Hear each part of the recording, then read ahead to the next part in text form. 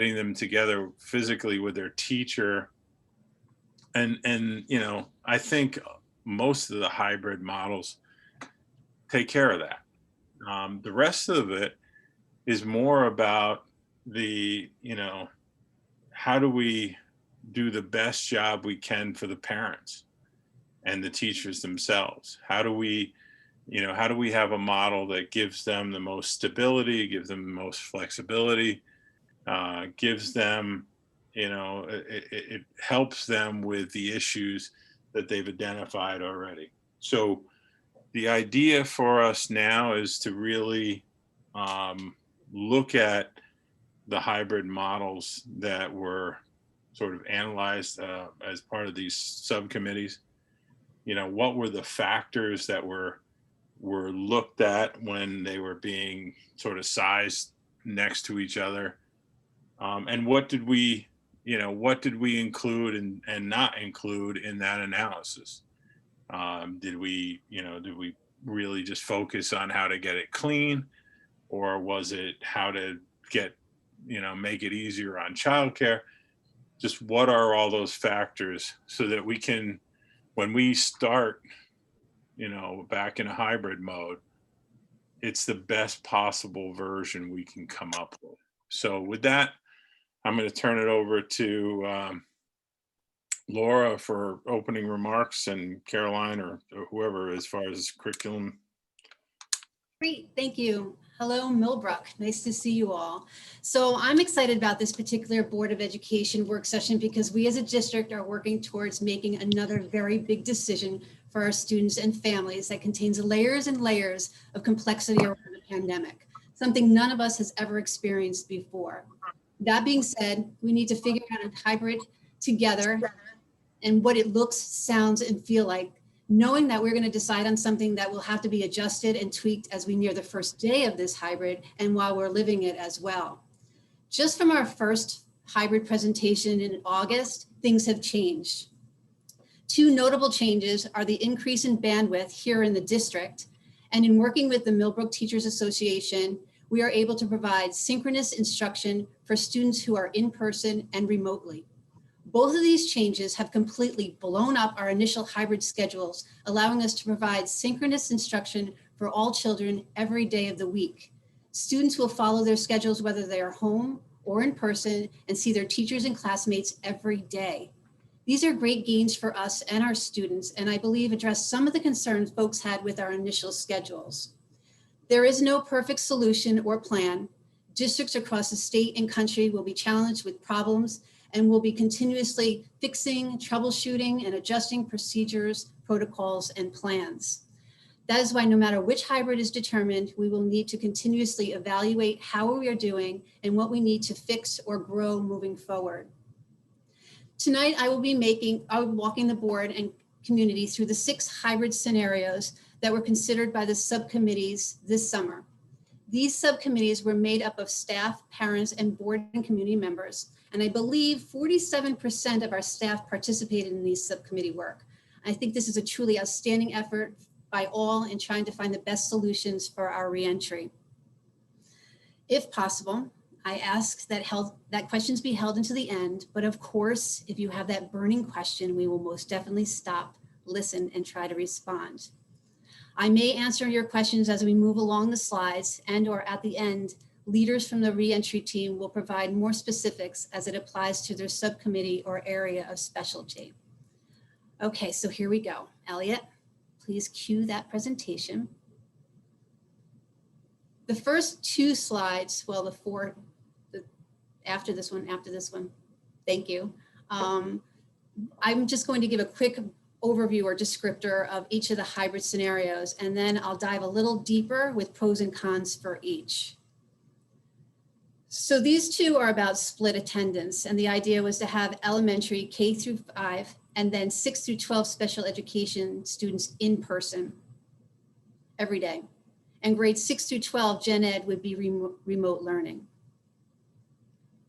The other split attendance hybrid that we considered was having grades K through 8 live attendance daily, grades 9 through 10 live attendance day week A, and then grades 11, 12 week B.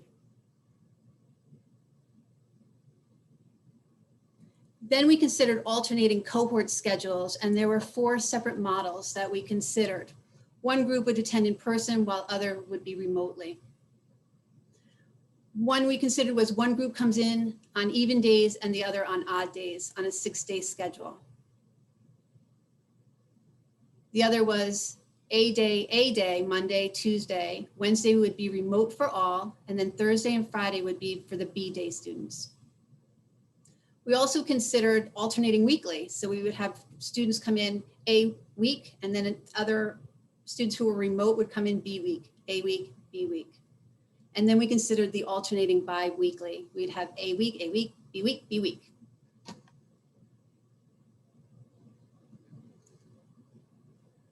Thanks, Elliot.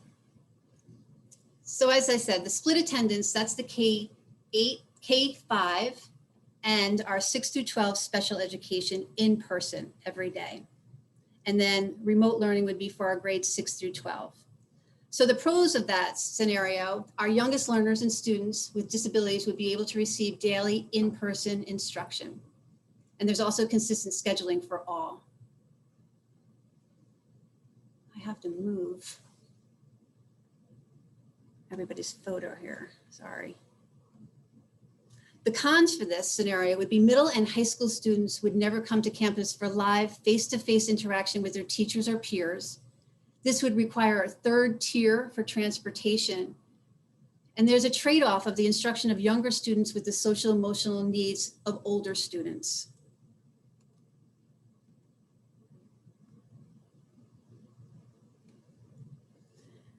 Now this split attendance, this has grades K-8 coming to school on a daily basis in person, grades 9 through 10 live attendance week A, and then grades 11, 12 live attendance week B. The pros to this scenario, all elementary and middle school students would be able to receive daily in-person instruction. High school students would also benefit from live face-to-face interaction with their teachers or peers on alternating weeks. The cons does not take into consideration the IEP requirements for high school students with disabilities to receive live face-to-face special services and instruction as required by the law. So in these ones, just to clarify, in these ones where like part of the students are going all the time, part of the students either aren't coming in or aren't coming in all the time, are the like K to 8 in the one I'm looking at, is the K to 8 students, are they now spread across Alden, Elm, and the high school? Or, you know, how do we accept that kind of volume of students? You know, if we have K through 8, so you got all of Alden, all of Elm, and most of the middle school, or all the middle school, most of it. Mm-hmm. Do we have the room to actually do that? Or are we gonna, like, is Alden gonna, 2 grades in Alden are gonna go over to the middle school because they have less kids there, or go to the high school because they have less kids? Mike Ragusa, you want to take that one?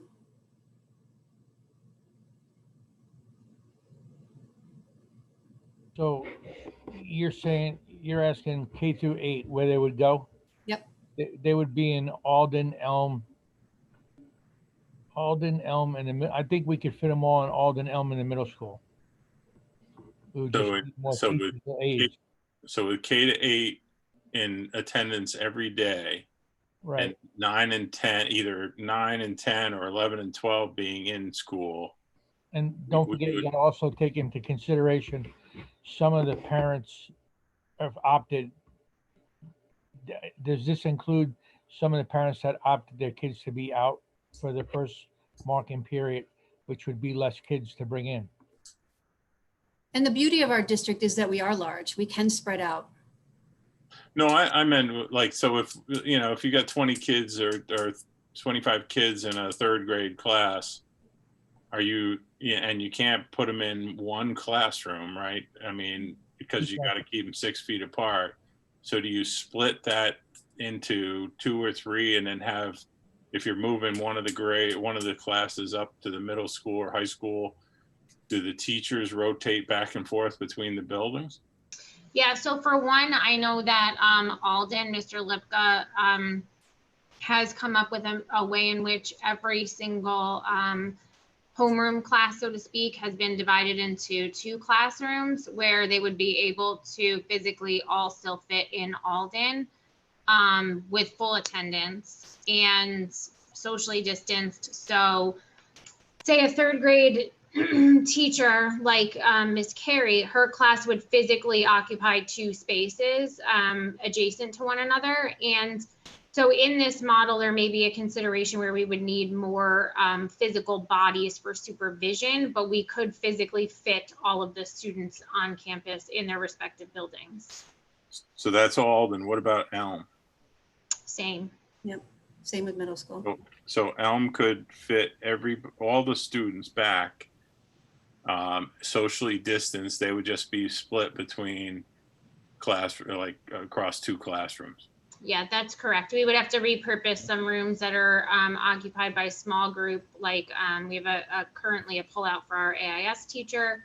We have a pullout for our special education teachers. So we may have to repurpose that space into full classrooms, but yes. And Right now, because we're in a spot where the general guidance was such that the design capacity needs to be cut in half. So it's really 50% of design capacity. And because in our school district, we do have so much space and we're utilizing so little of the design capacity now, we're fortunate in that way to be able to spread out. Were we planning on live streaming the class to the other classroom? Is that what you were doing? Yeah, and we may potentially have to do that in some cases where, well, I guess in all cases where they're divided, we would have to have the teacher streamed into the other classroom. And certainly in a case where if it's like a co-taught class, that requires integration between special education and general education students. We would have them divided, mixed cohorts integrated in both rooms, and then the special ed teacher or general ed teacher would be streamed into the room that they're not physically present in. I just want to remind the board that 2+ years ago, when we had a repurposing study done, you were given the functional capacities, and we had ample room. So you're seeing that. I mean, That study was validated by this approach. all right. So Can I ask a question about the special area cafeteria and gymnasiums? Are they being utilized for instruction and desks being moved in there or no? Not at this point, no. So gym and cafeteria, everything will be, you'll be able to use those spaces as usual. Well, Cafeteria, they wouldn't be able to use as usual. yeah, to the degree that they're able to use it for other reasons. Yeah, because one of the things is without the ability to social distance students in the cafeteria for eating, because they will have their masks off, we will not be using that for eating. So it may be repurposed, but not necessarily for instruction. And at this point, we have the plan of continuing to serve lunch in classrooms. okay. Can I ask a question? And I don't know if you have more, I apologize, but it seems like it would be, K through 5 full time. Why wouldn't then 6 through 12 be able to be a hybrid instead of full remote? There wasn't an option of, K through 5 full time and then the rest being hybrid. It's the rest remote. Yeah, So so is there a reason for that? this is actually a different model in which we're just looking at different models throughout. So you are aware, some of the models were prescribed by the organization Ed Elements that we did our training through. So because it was one of the suggested models being used in other districts, we did explore it. The current one on the screen right now is actually showing the high school as a hybrid model. The high school, right? And I don't remember seeing a couple of these in the committees that we're in, so that's why I was this one especially. I mean, this one seems to, I mean, on the surface, and I don't really understand the bullet in full, but I mean, this would give all the K through 8 parents and guardians and things would have, basically their kids back in school. The high school parents would really just have to deal with somebody every other week. I mean, and I don't want to get into decisions right now, but I mean, this model seems to check off a lot more boxes, even the one before. I just don't, I mean, leaving high school students. Anyway, why don't we keep going? We'll come back. I just wanted to clarify a couple of things as we go.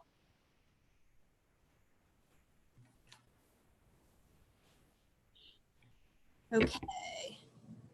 So this is an alternating cohort schedule. One group comes in on even days and the other on odd days on a 6-day schedule.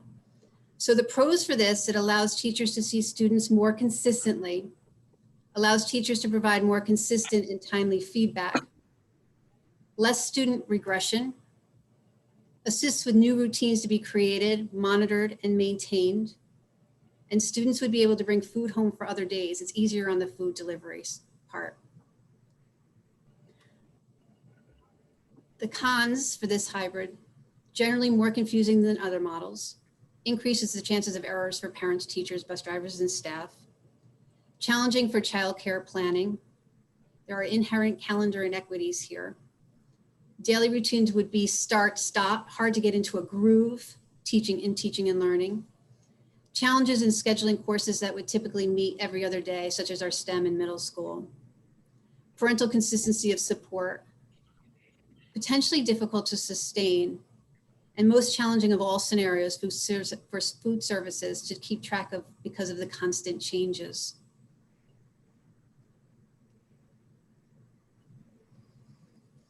Another alternating cohort schedule is the Monday, Tuesday AA, the remote on Wednesday, and Thursday, Friday for the B students. The pros to this one are scheduling would be more consistent for families' planning efforts, would allow for one day in the middle of the week to address remote learning questions and serve as a catch-up day for students and teachers, allows for in-person feedback in a timely manner, provides weekly opportunities to plan and regroup, most conducive to a flipped classroom model, allows for some live attendance for all students, gives students and teachers the ability to work remotely one day per week to help with social distancing. Full remote learning on Wednesday provides extra time for deep cleaning by custodial staff, knowing that the custodial staff would do deep cleaning every day, but may be able to tend to other things. Wednesday would be a flex day for calendar equity. So if Monday was a holiday, we could move the A days students to Tuesday, Wednesday, so that they're receiving the same instruction as the B group. Help in the organization of materials, 2-day window of direct instructional stability, time for mentoring of students via distance meeting. The cons, instructional planning is more complex, although things have, as I mentioned in the beginning, have become synchronous. So the window of direct instructional stability and the 2 days of instruction for students has changed because now students, whether they're home or remotely, will receive instruction synchronously. Another con is student attendance at extracurricular events, challenging for sports and activities as students are not present at school. Formation of athletics team would involve mixing cohorts. Each student would have a 5-day gap for in-person instruction. Some classes function on odd, even schedule, complicated by this cohort schedule as they don't align.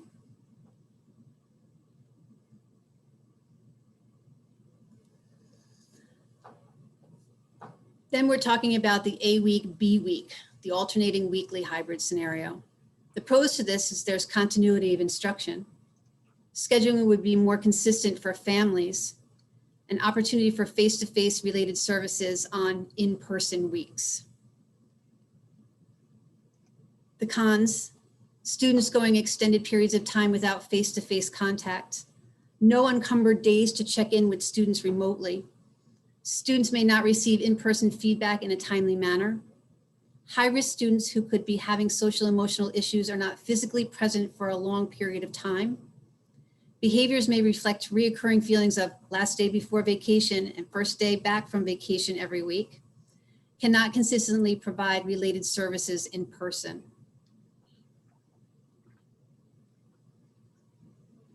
And then we have the biweekly, the A week, B week, B week. And this really was designed around the 14 quarantine days. Students would be ready to return at the end of a quarantine period. Engagement may be higher if students haven't been in for 2 weeks. There is that continuity of instruction. There's more consistency for families. Food and busing, that's more consistent too. Opportunity for face-to-face related services on in-person weeks.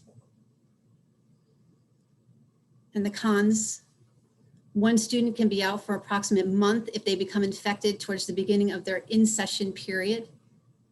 This impacts the 10-week courses at middle school level. Kids going too long without face-to-face contact. Again, no encumbered days to check in with kids remotely. Greatest possibility for regression, especially with highest need students.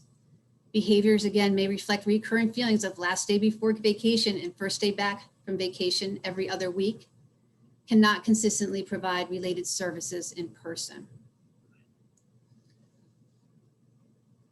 So those are the 6 scenarios that the subcommittees explored over the summer. Now we know there are multiple scenarios, but felt these were worth exploring and seeing what may or may not work for us.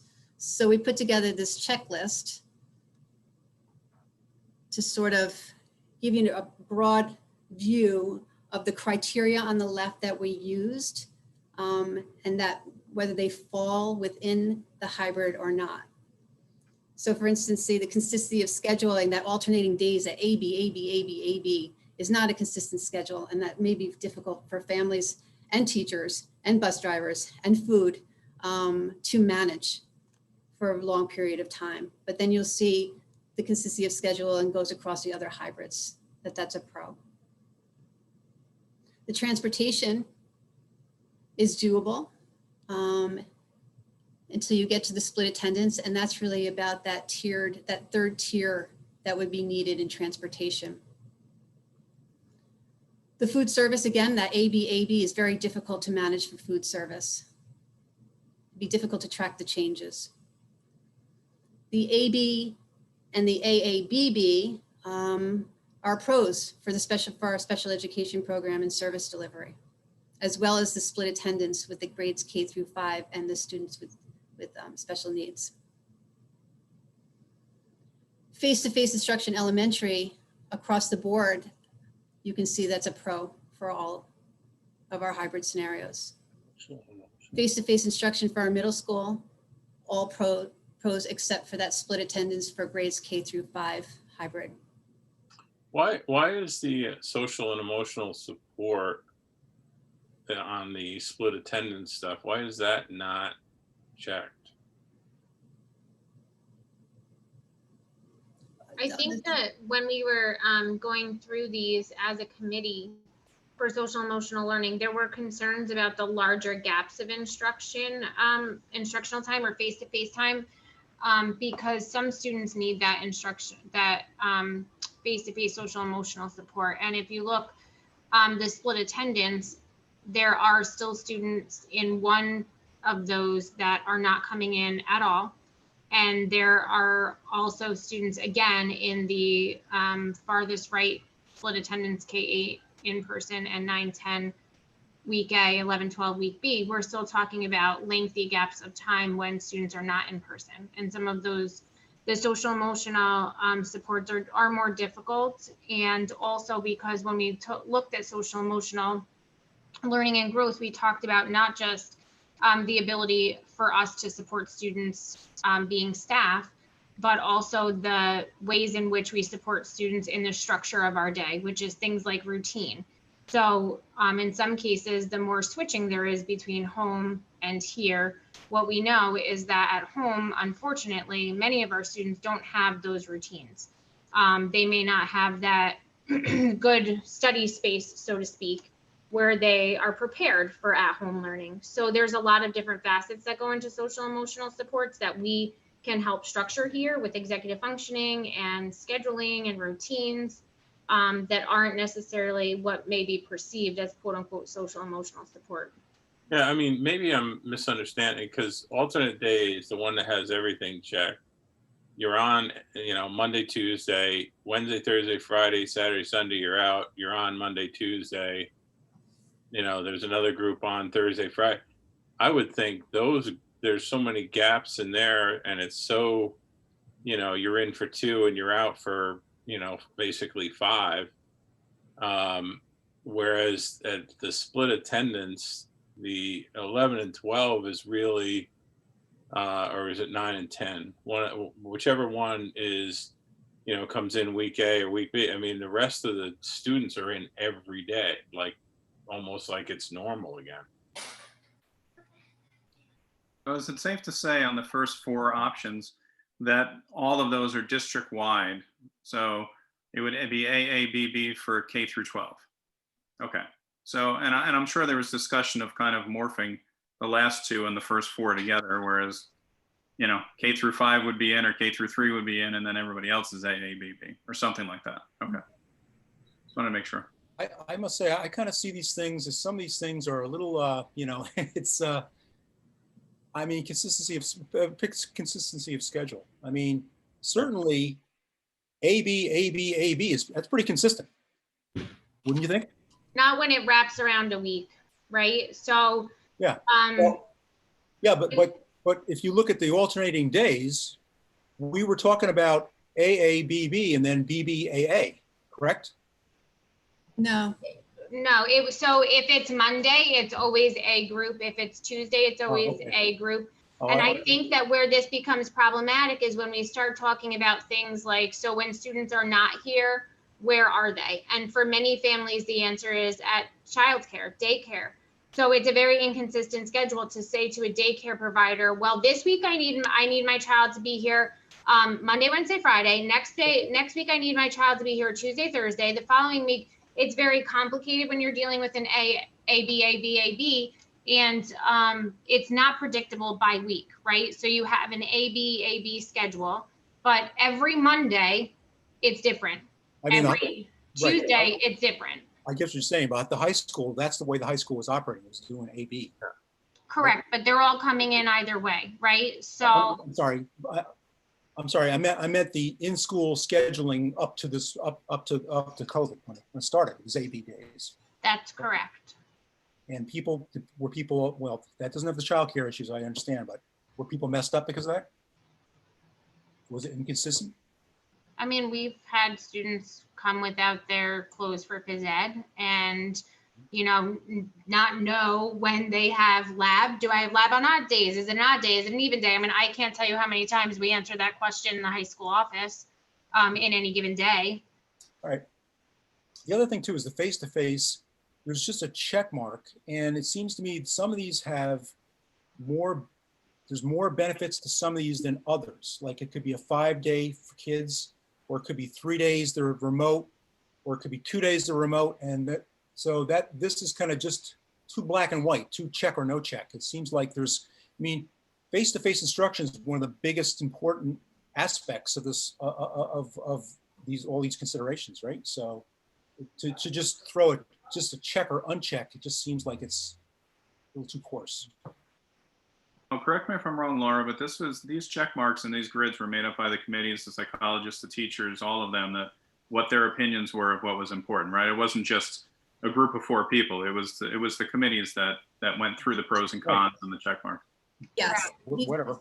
Those conversations, as well as just sort of the pros and cons that I went through, which were generated by all the subcommittees as well, helped inform this checklist. It was just more of an attempt to put it on one page and be able to have a discussion.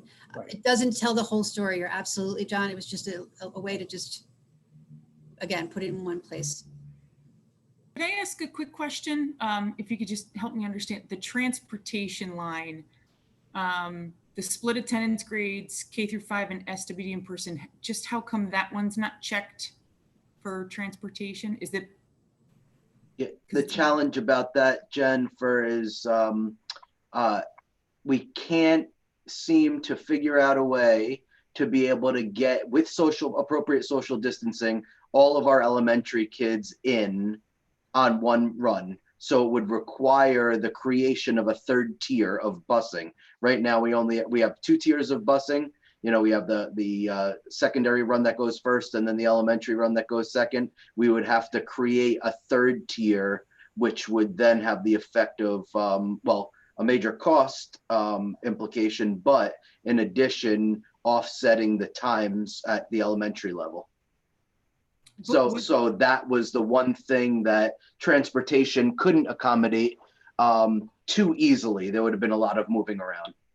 And would that be the same for the K through 8, the very last one, split attendance K through 8? Would that be the same? Probably less people on that one. There's less. I was on the transportation committee. You think I would know this, right, Brian? You were a good member of that committee, Jennifer. I wouldn't play yourself short. That's why I was asking. Because is it the same kids that are on in the split attendance? Would it be the same issue? It's split, so it would, yeah. Yeah, there would actually be 6th, 7th, and 8th in addition to the K5. I think that's what Jennifer's asking. Well, would they ride on the same buses or no? No, No. So that's transportation on the secondary run. might still be an issue there. Yeah. Yep, looks like it. Oh, Yeah, great. yeah, I think you're right. Great. I just unchecked the box. Thanks a lot, Jen. Yes, I have a but comment. you're right. I have a comment. There are some schools already out there doing some of these models. I think, is there somebody that maybe can call up these different schools and find out what their thoughts are, their pros and cons of how it works? Yes, and actually a chain of communication that stemmed out of PNW BOCES. Somebody sent out a question going to those who have implemented their hybrids, please tell us how it's going. And so the information that's being generated and shared is very eye-opening. What's working, what's not working. So that just started today, and I'm looking forward to reading all of this feedback and looking at it deeply with the administrative team and the reentry team. See, maybe there are things that we could think about or explore, or we've done that and it's working, and maybe something that we want to implement at some point. How many schools in the area are going that are part of BOCES? Do we know how many are actually going 5 days a week, or how many are going every other day? Our BOCES, I believe, is on the AABB with Wednesday in between. Pauling's I think it's K8 is 5 days a week. I think Dover went with something, but they also offered a full remote too. Yeah, they're in every day with the choice. I mean, I'm assuming that all of these come with the choice to do full remote. I mean, if a kid goes home sick and it's going to be quarantined, or somebody's, you have to, Perry, in the opening document from the state of New York, you have to offer an all remote option to every child. Okay. So I'm assuming we've got that in all of these plans. And the beauty is too, now that we can be synchronous, whether remote and in person, same time, that if a student is in person, decides they're going to be in person and get sick, we can still provide instruction while they're at home. With this new partnership with MTA, it gives us this flexibility to sort of ebb and flow in a world that will be changing, according to who has a dry cough to all of the symptoms of COVID, because that will send many students and staff members home. Or a parent that just wants to keep their kid home because they don't feel sick. And Perry, to your point, we put out a very quick survey just yesterday. We have over 650 respondents, and right now, 32% of our respondents have said that given the choice, they would prefer to keep their children home through January. Okay. And I believe 15% would like to keep their child out or children out until June, or 16%. Well, Yeah, I think and I understand it. Just the way things are going, the whole situation can change so dramatically any day. Um, so trying to plan for June is, I don't know. I wish we could be consistent to June, but Have we thought about splitting up? Is it a thought to split up, keeping the K through 8 in, and then maybe just splitting the high school students, to different days, to an AA and then to a BB? Is that something that could be considered? I mean, because if you do that, then all the boxes on that last one will be checked. except for the one that Jen just unchecked. Yeah, good job. thanks. I'm gonna mute myself. Keep in mind, and I know that's getting pretty close to as long as we have the room. I mean, that's the big question. If we go that high, if we'd have the room to do it, but I guess you're saying we do. I mean, you think about what this means for, if I'm a parent, the kids I'm most worried about making sure that they can handle themselves are K to 8, and they're in school all the time. Yep. And, our high school students are so used to the internet and life as virtual as can be. To me, that's why I was curious about the consistency of schedule. I mean, I would think consistency of schedule, the face-to-face instruction in the middle school are all, I know they're checked, but I think it was John's point, is they should be really checked, So what was the discussion? I wasn't in any of the subcommittees. What was the discussion between, and I'm talking more to the board member, between like an AABB, a column number 2 and column number 6? I personally, I've only saw the first 4 columns. In my committees, I didn't see 5 and 6. I don't know if someone else could speak to that in another committee, but.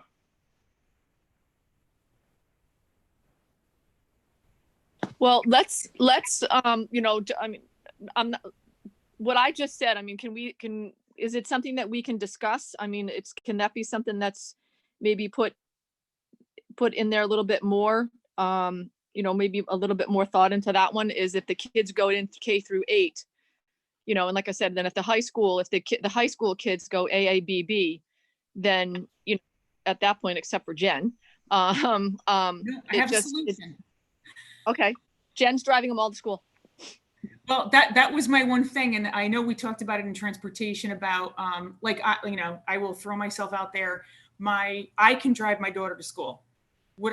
She can take the bus, but like if needed, I could drive her to school. So if there were parents that either wanted to drive them or could drive them, I wonder if that would affect the transportation part too. Well, I think this is, I don't really want to get worrying about the transportation. I mean, I have to believe if we chose the last column, I have to believe they can make the transportation work. They made the classrooms work. I'm assuming that, Elliot will make the technology work. So, I think it's more about, again, back to the beginning, what are we trying to accomplish with a hybrid model? Are we just trying to get them, a taste of what like normal life is, send them in Monday, Tuesday, and then, get out really quick? Or are we trying to get them and their parents back to a more normal life? I actually, and I don't know the logistics of it, but I think Claudia had a really good idea. Claudia, can I dig a little deeper on your idea? What is the rationale or what are you thinking about, instead of a weekly for 9, 10, and 11, 12, and making it an AABB? What are the things? Well, it gets the kids into school. I mean, it's not, because how else were they going to go? Can you put that back up on the screen? Sorry, guys. Sorry, Elliot. That last day.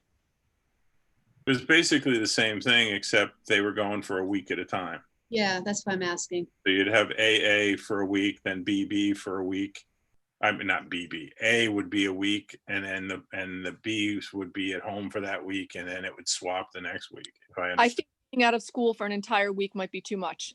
I think the face-to-face would be easier. I mean, these kids are in high school now. It's not the K-8 where they still need, I mean, I say K-6, but you know, they don't need that much supervision as far as the high school students, but I think the face-to-face is much better than having to go a week on, week off. And especially if the kids are struggling maybe a little bit and it's difficult for them being on the internet and doing it with somebody versus being in person. You know, instead, you know, a week, I mean, it's like, I just think a week away from face-to-face contact, I think is a little long versus going, you know, 2 days in to school. To your Under- point, like you Under said, this that scenario, and you know, taking the cost of transportation out, because obviously in the last two we're going to have issues with that. But how long do you think it would take with a full student coming back to deload the buses and load the buses at that point, and going through all the protocols of all those students? I mean, I don't know if that was given any thought, but that would be my concern. You know, kind of putting aside the extra cost for the buses. Well, and I think all those sports team things come into play, you know, but that comes into play on all of them. I think. I mean, you know, how do you have a football team if half the kids aren't there on any given day? Like if you're AABB, you know, unless you luck out and all your players are AAs, then you got to figure out what do you do with, you know, extracurriculars. And I think we talked about the fact that there's going to be complications with that regardless, because we have some students that have been identified that need to be here every single day, right? So whatever the rotation is, if those students are in those groupings, if they're in both groupings for any period of time, that's where we have to rely on everyone to follow the protocols as written in terms of mask wearing, social distancing on buses, in hallways, in common areas, because that's exactly right when we're saying that no matter what scenario we come in, if we have groups of students, when we've identified a group that needs to be in at all times, we're looking at the potential for mixing cohorts. Just by that, they become that cohort mixing conduit. Yeah. I don't know how we avoid that though. Well, in the small school, Caroline, with athletics too, you're going to have to mix cohorts. You can't have in a district like ours, you know, sports teams without mixing cohorts. So that's going to have to be where those kids are screened that are not in the cohort they coming in. They have to be separately screened when they come onto campus. I think that academically, you have to sort out first what we're going to do with the academic schedule. Co-curricular and athletics means in addition to school. Our main function is to educate children first. The sports, I would love to see go in a lot of the co-curriculars, but that should be like, you know, I know it has to be part of the schedule, but in a small school, you're going to end up mixing up the cohorts if you're going to do any kind of clubs or activities or sports. Well, I mean, you're going to have to deal with it. None of these are going to come out clean. You know, when a period ends, if you have all the kids in school, you know, and like in the last one, you've got the 11th and 12th graders in school. Now you've got to socially distance, you know, twice the number of kids. You know, in the AABB, you know, are parents okay with, well, every Monday and Tuesday, I don't have to worry about childcare, but the rest of the week, I'm on my own. You know, I don't know if that offers them, you know, a better place. You know, we have to balance, I'm assuming like if we did this thing where, you know, half the kids are in one classroom, half in another, we're going to have to add either a monitor or an aide or something in that second room. Yep. Make sure the kids are, you know, doing what they're supposed to do. That's correct. And I think that the benefit of the AABB is it's predictable weekly, because childcare, you know, if we're talking about an established business and not, you know, a family member, but childcare businesses for the most part don't operate on a 6-day schedule. where it's every other day, you know, Johnny's coming to childcare. So at least it would be Monday and Tuesday, and then maybe they're filling that spot with a different child for the remainder of the week, knowing that there's more consistency Monday through Friday. I think that was part of the discussion on the alternating days, AA distance BB. Mine too, we have a little flexibility like other districts have done, is we can stage it too. I mean, it doesn't have to be K through 8 right out of the gate. You know, it could be K3, K5, K8, K12. You know, I know I don't want to make it more convoluted and confusing, but I mean, you know, we'd be testing our whole policy pretty quick if we went K through 8 right out of the gate. But that's just my opinion. But I think that's very wise and very strategic. We're learning a lot just with the students we have now, the small group. And so I think phasing in with the goal, if that's where we're going to go with a K8, would be wise and strategic to allow us to kind of get the kinks out if we're noticing them and respond to them in a quick manner. Yeah, I gotta say I'm surprised though that with parents and board members on these subcommittees that AA, I personally would have thought the last one would have been what our, you know, assuming we can pay for it, which is probably a big assumption, but I would have thought that would have been, look, I'm back to normal. Most of my kids are back to normal. am I right by saying at that point we didn't think we could fit every kid in? Because I don't remember those two. Were those added after the committees? Those last two columns, they were part of the committees. Yeah. And I think that by the time you had joined the committees, that it may have been that they had been explored already and really looked at. And I think in some cases, there were some concerns over the fact that 9, 10 in person, 11, 12 in person. Once you get into the high school, there aren't pure cohorts in 9, 10, 11, 12. There's a lot of mixing that happens just by the classes that students take. Band, for example, may very well mix all 4 grades together.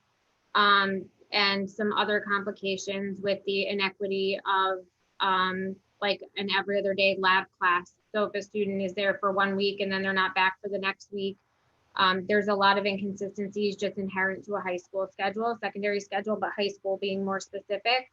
So I think that was something that may have been early on explored and really seemed to have a lot of delimiters. And more so before we were able to often offer the in-person instruction at the same time as the instruction to those who were home. So it may have been true, Chris, that by the time you came aboard some of the committees, we had already really explored this one in detail and had moved on to exploring some others. I mean, I think we can kind of probably eliminate probably half of these, right? I mean, at least to kind of whittle it down a little bit, but sounds that way anyway. But yeah, I gotta believe that the first option is just too messy. You know, parents got to do A, B, and what happens if you know, you don't have if Monday's a holiday? Does it go BA, or does it go AB? I just can't even imagine trying to set up childcare and trying to remember, you know, especially the little ones, what day they got to get out and get on a bus. Even the AABB, I question the like, what do you do on Mondays? Or maybe we don't need that Wednesday, but that seems like that's a solid option. The next two, especially the alternating biweekly, I mean, I can't even imagine every you know, second week you got to come back from a 2-week vacation. I mean, that just, getting that rolling and people shutting down a day early. The alternating week for everybody, I think is the same thing. You know, you take kindergartners and first graders and you say, okay, you're going home for a week, but you know, I'm assuming that they're working from home. You know, like they're still going through the standard testing, which Yeah. So they would be participating in the online instruction streamed from the classroom when they're not physically present. So while it isn't in actuality a vacation at all, those of us who work in school buildings know that there can certainly be a shift in motivation, attention, and focus when a student, more so exacerbated in different grade levels, but when a student knows that they're like 2 periods away from what they perceive to be freedom for 2 weeks or a week, there's certainly a shift in attitude and motivation. So I think when we refer to it as quote unquote vacation, it's because we often see that before vacation. Yeah, no, I got you. I mean, and then there's the, well, we can extend the weekend for a couple of days, and you can still tie in. I mean, so I would think those alternating weekly and bi-weekly, and I'm just speaking for myself. The first one I think is not reasonable to me. Those alternating weekly and bi-weekly don't feel like they're decent options. To me, at least 3, and if we can do the last one, I don't know why we would do the second to the last one.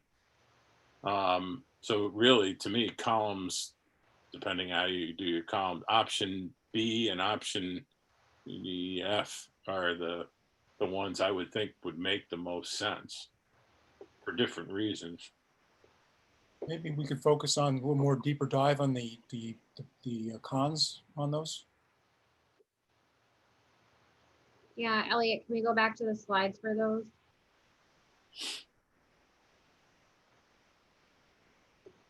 How deeply a con is it?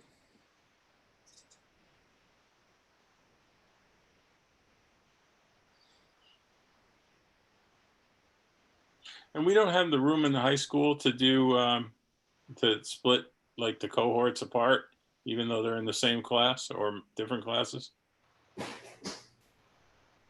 I wouldn't think so, no. When we looked at it, I mean, the high school is pretty tight. It's pretty low on extra space. Yeah, the functional study said the same thing. As time goes on, it gets more space, but it's not like the others right now. Did we look at the gymnasium and using that?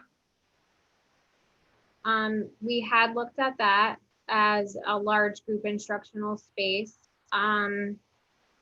But there were reasons in a board meeting when we had that conversation, there were reasons that that didn't appear to be preferable. Yeah, no, I was thinking more of cutting it into, not cutting it, but breaking it into, classroom size spaces for whatever overflow. I can't imagine you need more than 2 or 3 rooms to split them up. So if you took take the part of the cafeteria and part of the gym, and just make extra classrooms in there for. Well, I mean, area you have a class in an open space with other classes, so it's not, It's so Perry, you're talking skipping hybrid altogether and bringing everyone back. Yeah, or just doing the because somebody was saying about cohorts having to mix, even if it's this week on, week off. To me, you could fix that by adding a couple of classrooms. And if there's all that space at the middle school, maybe we push a couple of those, push 9th grade to the middle school, or push, half of 9th grade to the middle school. I think we could, I don't know. Anyway, I'll let you keep on the answer. I have a question again. So well, the reason I mean, I said and it's fine. I understand it. I just want to get clarification that if we do the K through 8, and if the K through 8 goes to school every day, and then you've got the high school, so you got 9 through 12, and we talked about the AABB, so they would be 2 days in, and then they'd be 3 days home, and vice versa. And the reason that we're not doing the A to B, like alternating every other day, was because if there's a holiday on Monday, the students aren't going to know what Tuesday is, whether it's going to be an A day or B day. Is that the reason? Is that the reason why? No, there's a bunch of reasons. So at the secondary schools, there are classes, like I'll just use biology lab, for example. may only meet for some students on an A day. So if they only come in on a B day, they never actually have the benefit of having that lab instruction, and labs are required, you know, for completing Regents curriculum.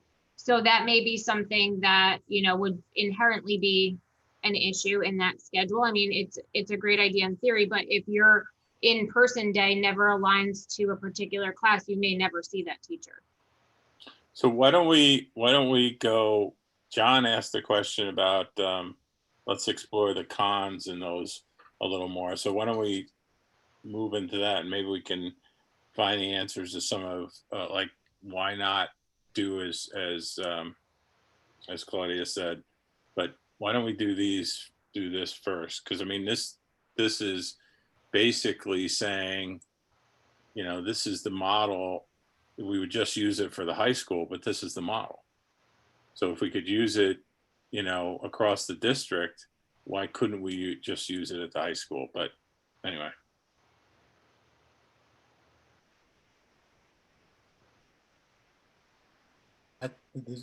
Basically, that's the polling model. I think a lot of the hybrids in the county might be this model because the BOCES, our BOCES and the superintendents had many discussions about this before BOCES landed on this model. Isn't that correct, Laura? Yeah, and Weebatuck, I believe, too, although they haven't implemented their hybrid yet, but that's what their plan is right now. Yeah. So some of the cons for this model that are listed here, the instructional planning is more complex. I think that some of that has been mitigated by the fact that at this point, teachers are teaching students at home as well as students in front of them in the classroom. So I think that there was some significant concerns with how do I plan if a student's only in person for this amount of time, and in the model that we were exploring for full AA BB with the distance on Wednesdays for all.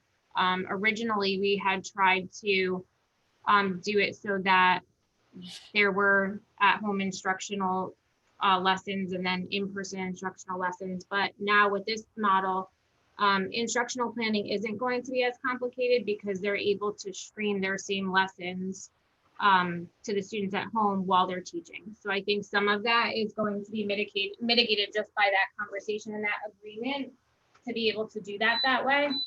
And student attendance at extracurricular events is obviously going to be a challenge because we know that the athletic participation throughout the county and the teams that we play, even though at this point they would be more local teams than traveling a great distance, it's still going to be complicated because, I think Perry, you said this before, if you're a B cohort student and you have a game on an A day, ultimately we need to get you here for your A day participation, and then we're mixing cohorts. It could also be a transportation challenge if there's a student who has an athletic event or an extracurricular event, even outside of athletics on a day that their cohort isn't present in school. It could certainly pose a challenge there. So that's something that, you know, the athletics and extracurriculars, as we've said, will stand to be an issue in this model. Caroline? Yep. Just to clarify, we're not doing that, or we're not proposing that students go home and get back on. That's out of the equation, right? Correct. So they would be following their typical schedule while in person and then at home. The way that their schedules are structured right now, the majority of their classes in terms of their core classes are currently structured in the morning. So that's for the younger students. For the high school students, though, we wouldn't be proposing that they go home and they would be here for the entirety of their day, or they would be streaming their 9-period day from home. Yeah, the initial schedules that we proposed, those are the notable things that helped us with the synchronous every day for all students, whether they're remote or in person, and the increase in Wi-Fi capability. Yeah. Yeah, Bandwidth was a big game changer with that. And what happens when there's like a Monday holiday? It's a holiday because everybody's getting instruction. There's equity for all. So It's a holiday for everybody. they lose a day in class, I mean, face to face, but they don't, everybody loses Monday instruction. Right, because now under the new model, everybody's getting instruction, hybrid or in person, those 4 days that are left. And you don't think this 5-day gap is, I mean, we're talking about a 7-day gap being, you know, like turning into a vacation. A 5-day gap is you think it's acceptable, or it's been modeled someplace that it's cool? Yeah, so the 1 week off is really more of like a 9-day gap because you have Saturday, Sunday, 5 days of the week, and then Saturday, Sunday before they return to school. Whereas here it is 5 days, but they have the benefit of consistent days back to back. So you're not coming off of a holiday for the entirety of the time that you're in school, so to speak, and you're not going back on holiday the first day either. So they also have the benefit with this model, in contrast to the AB, if you have a class, say you have phys ed opposite your lab class for biology, you'll be able to get Monday, Tuesday, you'll get a face-to-face day with your phys ed teacher, and you'll get a face-to-face day with your lab teacher as well. So if you wanted to minimize the 5-day, you would do a Monday, Thursday, Tuesday, Friday, right? If you want, if that would be a 3-day gap, 3 or 4-day gap, depending on how you look at it. Then it's just not consecutive teaching at that point, so you get Right. another con. So I don't know how important that 2-day consecutive thing is versus a 5-day gap, or the other one, where it's a 3 or 4-day gap, but you've got more distance between each. Yeah, and that goes back to it being consistent in one regard. You're losing that lack of 2 days of consistency of scheduling, because they could do 2 days of, you know, a particular kind of instruction, setting up back-to-back 2 periods. Whereas Right. if I don't see you again for 3 days, there's so much routine and structuring that has to happen to get students back to remembering where they were, specifically for something, you know, that would require double period lab. And if you had to wait, you know, that's going to be very challenging.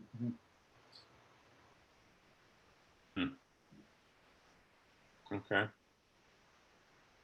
So saying that we could do, even if we could do transportation K5, K8, whatever we decide on that end, do we as a group think it's a good idea just to start out at K8 and bring all of those students back in? I mean, that's my only concern with doing that right out of the gate. I don't know. I could be the only one. That's why I'm asking the question. I thought of that too, Chris. It seems to me we want to wade back into a full day thing if we do that. I agree with you.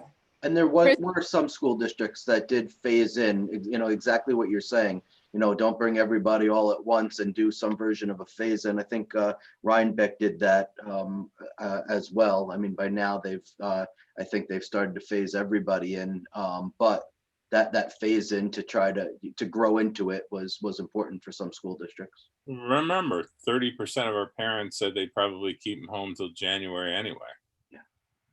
So, and in fairness, yes, that's right. But so we were kind of on the fence about what we should be doing with this survey, and you know, having that question about cart before the horse.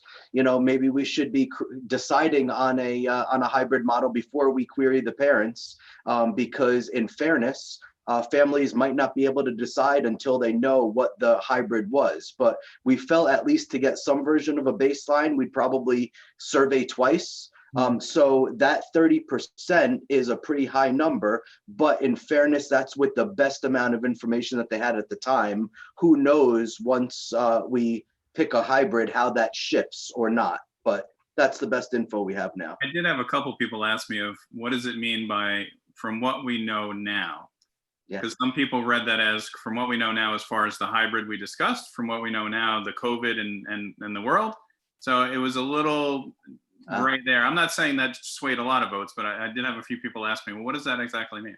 And I assumed it meant with the world we're in, not the actual hybrid plan we talked about before. Yeah. And I think also when you guys talk about the busing situation, you know, like Jen said, Jen is a parent that will commit to driving her daughter every day in. So when you send out that, if we do another survey, about, what the parents, if this is the model that we do, I think a survey could go out, and a question of, would you be willing to, are you going to drive your child to school every day, and they have to commit to that, just like if they were to go remote, they have to stay remote for that period of time, or is it that, do they want to take the bus, or do they want to be driven in, and they have to come, that particular parent has to commit to that. Laura, Yeah, I appreciate that. And that would be really helpful to be able to know. Unfortunately, if a parent were to change their mind, and I think you're spot on, Claudia, but if a parent were to change their mind, we wouldn't be in a position to be able to deny the child transportation. But we would have to just ask the parents for their best commitment possible, for sure. And if the parent can't bring the child in that day of school because of they had an issue at work, they had to go in early, or they got stuck, whatever it may be, that child still has the option to maybe go remote. If that's, I don't know if that's going to be an option in part of this, that, if they don't come in or is full-time, if it's a high school student, let's say, and they don't take the bus, at least there's a remote option. Is that something that's going to be also offered, that if they want to go full remote? I didn't hear that, or maybe I missed it. Right. Well, one of our earlier surveys also, and we only had 244 respondents to that one, but 93 out of 244 people going back said that my child will definitely not use school bus services. So, that's informative for us too. But you're right. The next survey that we do would have to delve pretty deeply into that. So if instead of like looking at the cons, if we compare this option with the option, the K-8 option, I'll call it, because it's all I remember, is the only real, I'll call it, advantage of this over that is the number one, the busing cost, and number two,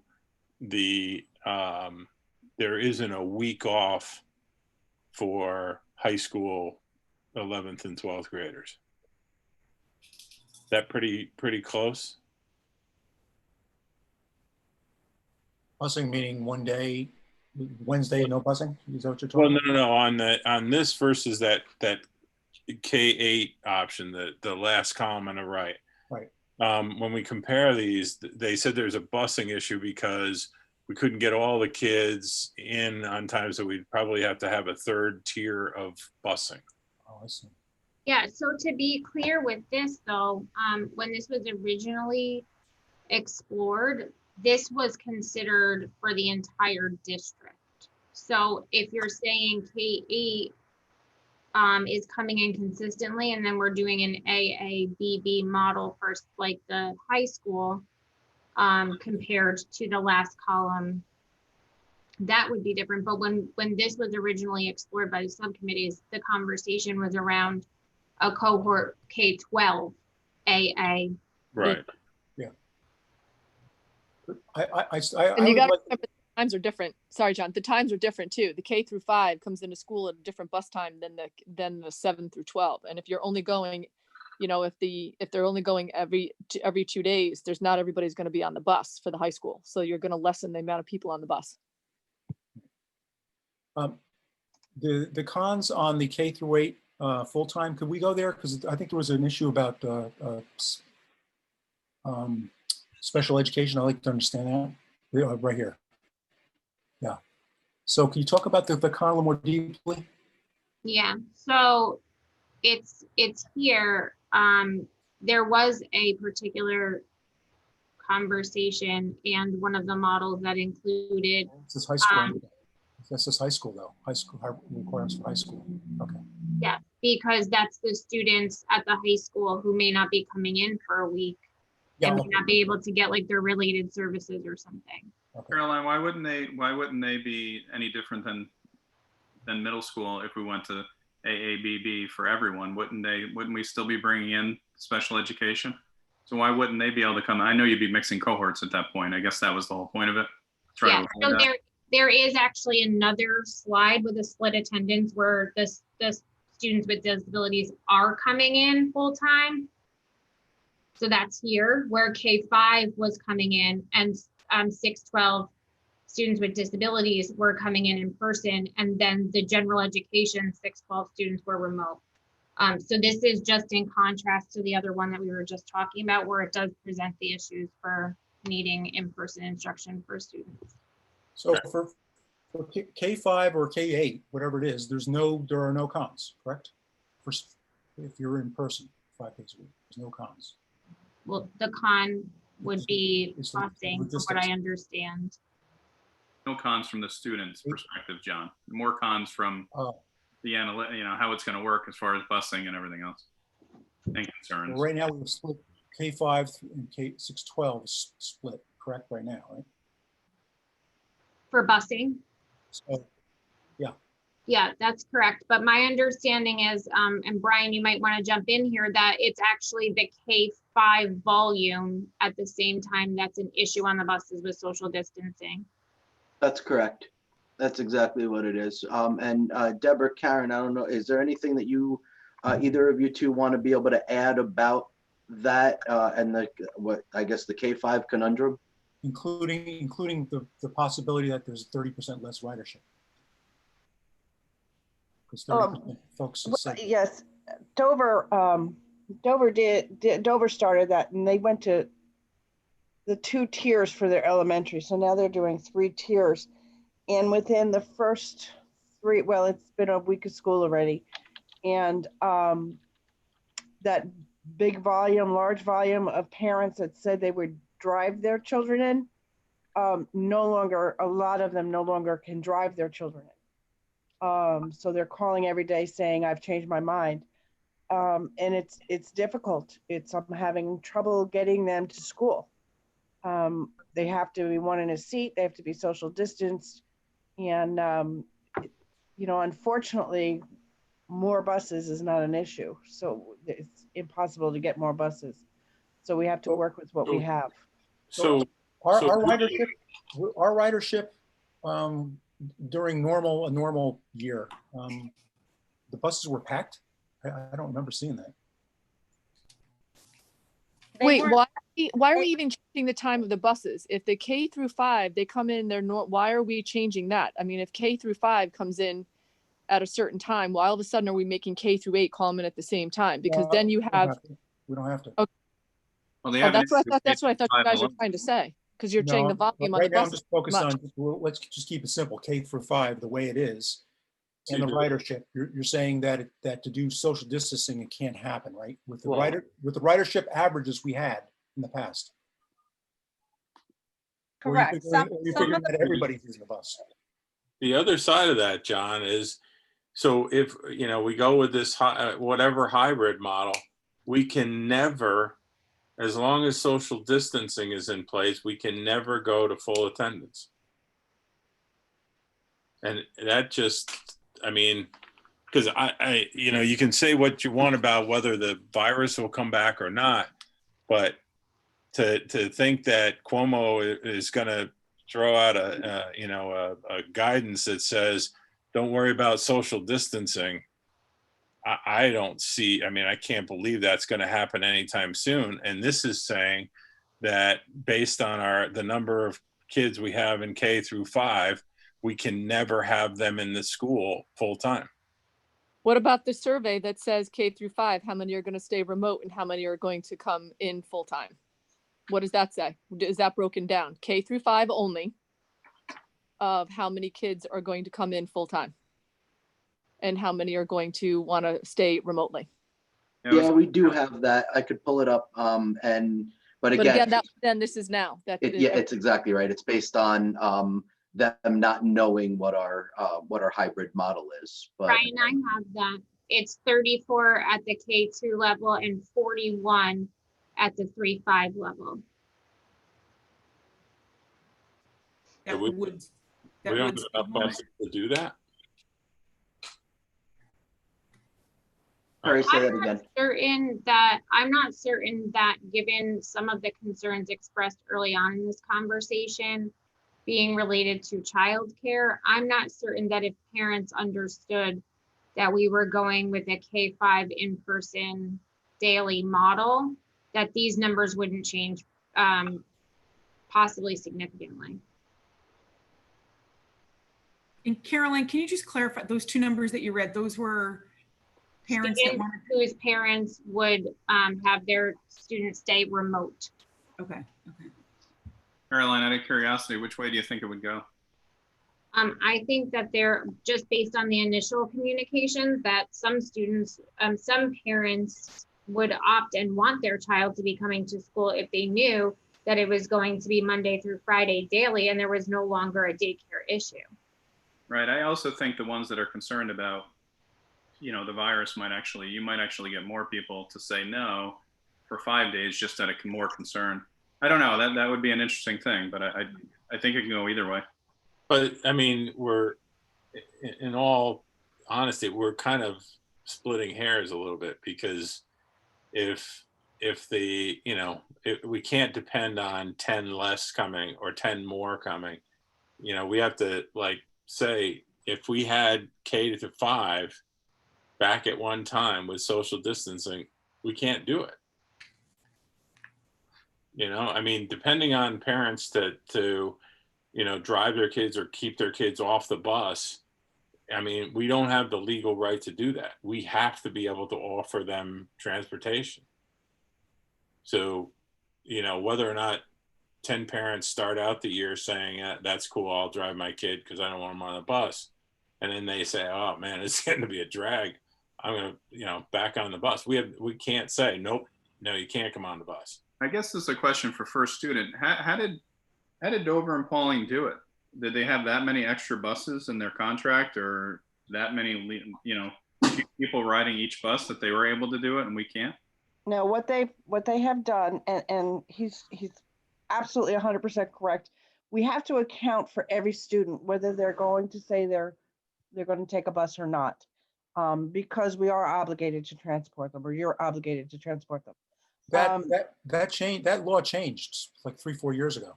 You don't have to have one student, one seat per student. That's correct. That law did change a Yes. couple of years ago, and just in terms of accounting for it and knowing that if people requested it, but yeah, we don't have to leave it empty.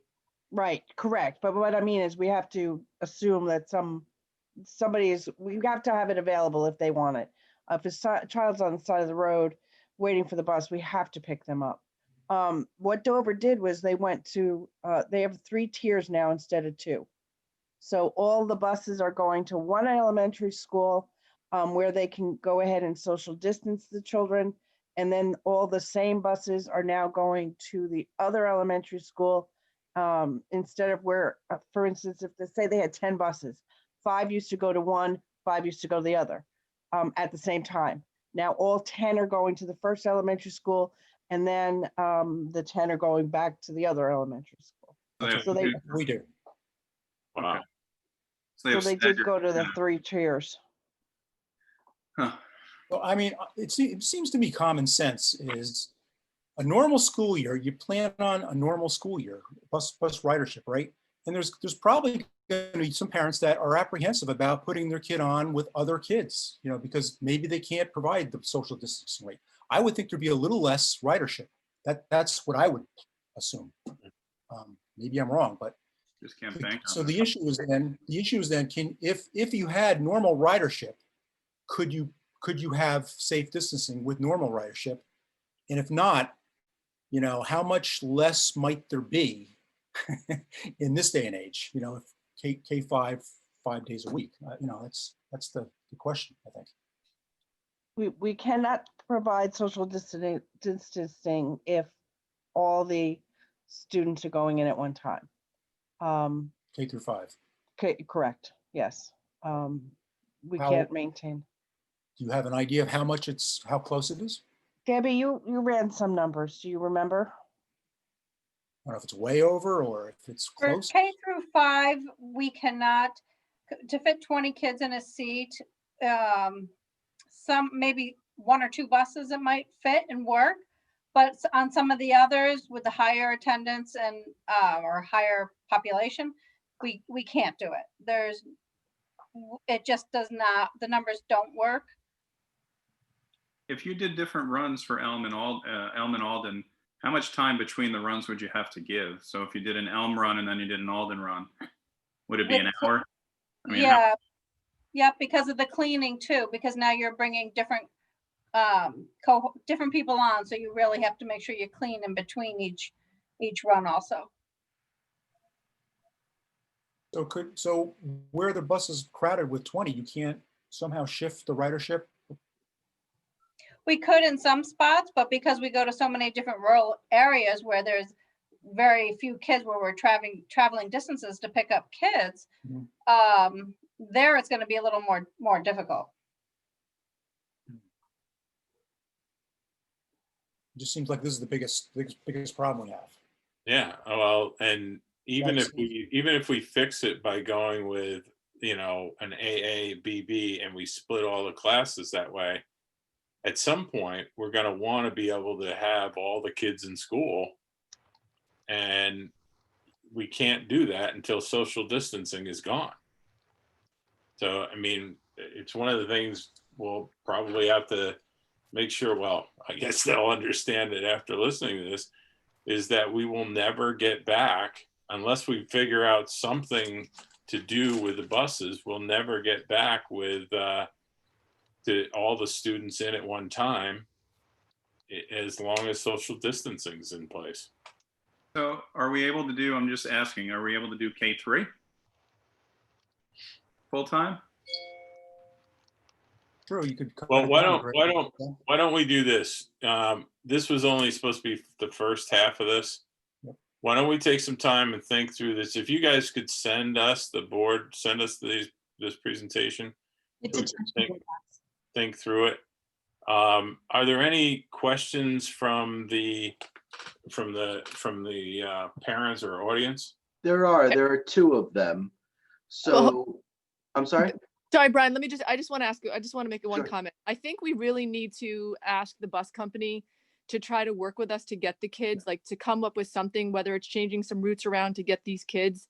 I mean, I just feel like it's kind of getting dismissed, Right. you know, as far as getting these kids back. But I really think that there's got to be a solution to something here. I mean, I just Well, feel like, that's why I think we need to think about what we've heard, go over this presentation, because the problem goes away or it doesn't go away. It gets delayed if we go AABB.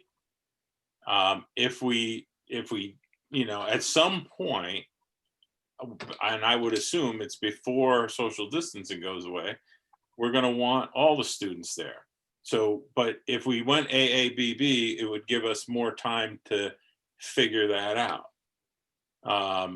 And I'm assuming we could figure it out. I'm assuming it's not just a no, it can't be done.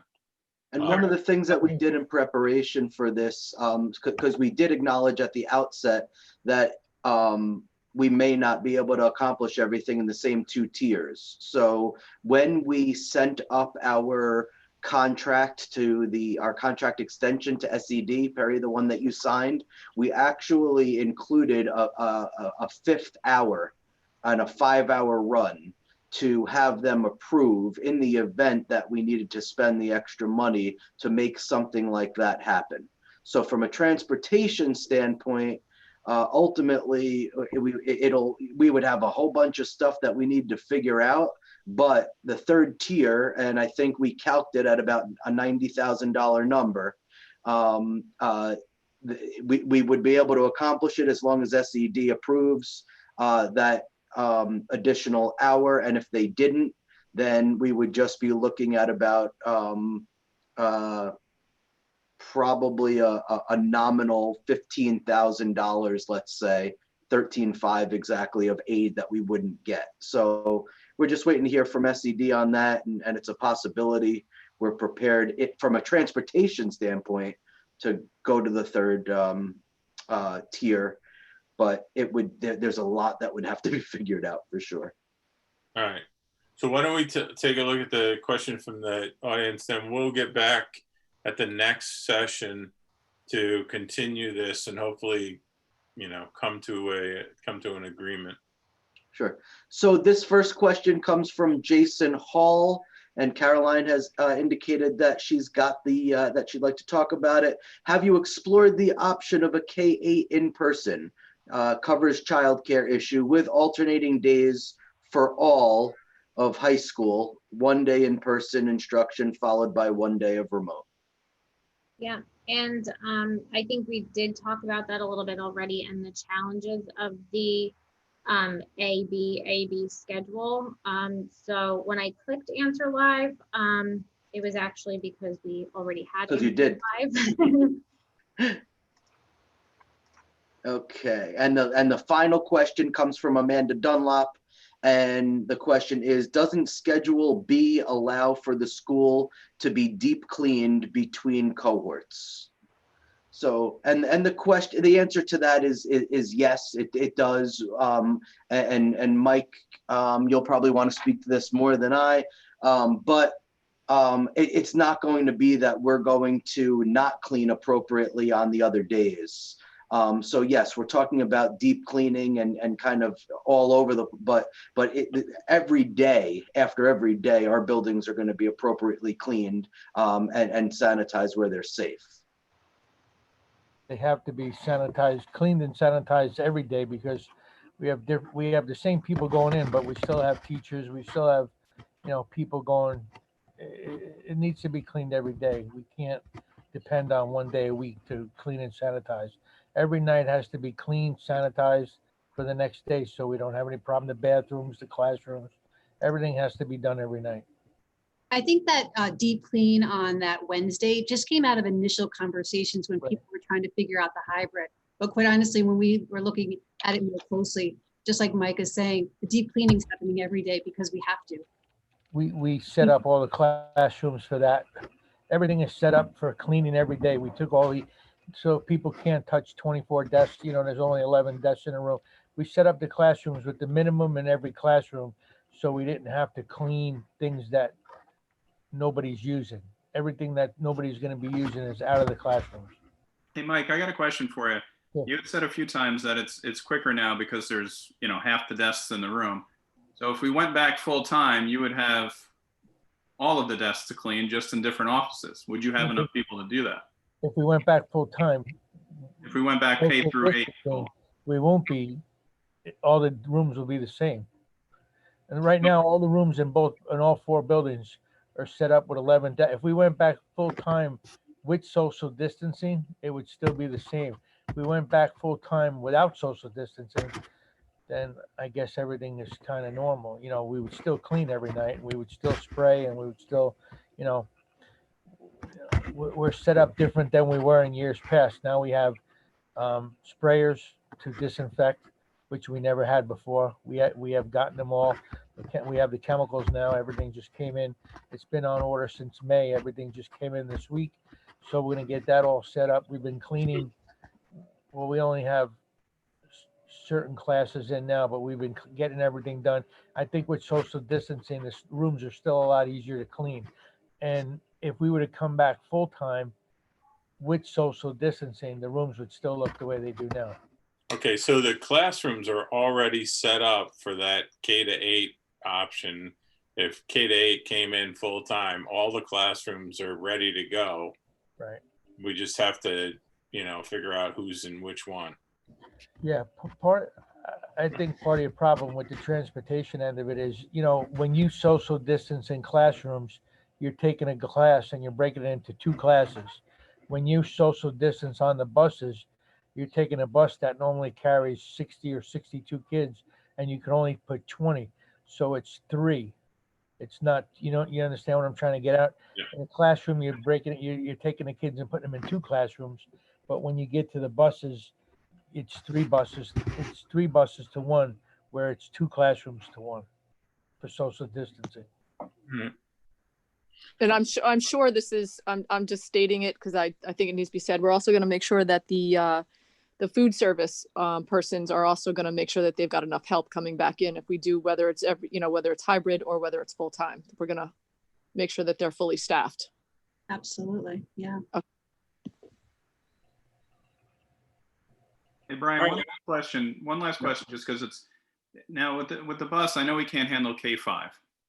Do we know if we can handle K-3, K-4? I mean, what's kind of our breaking point on that? Do we know that offhand?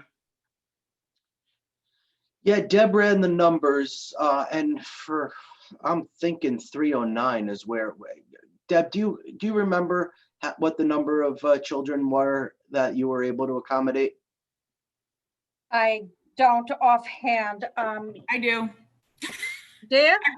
I wrote it down at one of the meetings. It Oh, was okay. You Ryan. go, Jen.